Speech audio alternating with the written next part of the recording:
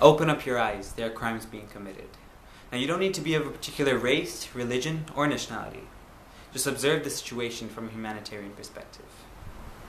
Since the year 2000, the ratio of casualties on each side is astounding.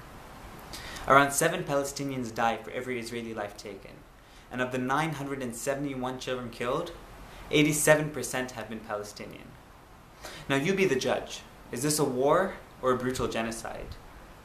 A fair battle or a cold-blooded repeat of an apartheid?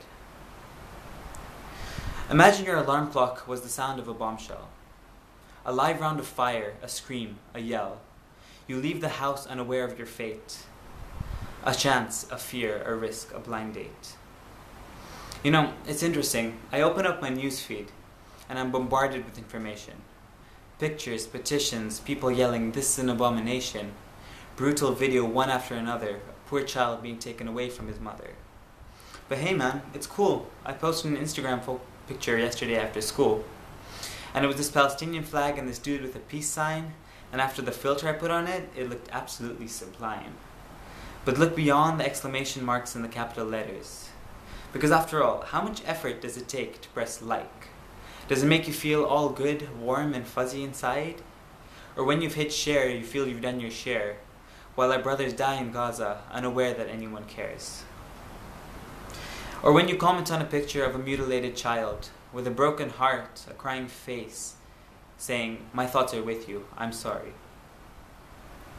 Now, I speak to myself before anyone else, but we live in this endless cycle of knowing but not doing, sympathetic in the evening, yet happily forgetful by the night, understanding what we hear, yet doing nothing about their violated rights.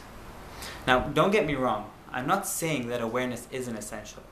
What I'm trying to get at here is that awareness should be sequential, that after we do know, we act, and not just sit at home and meekly react. Get out of your homes, tell the world what's wrong. Educate the uninformed, make it clear to which side you belong.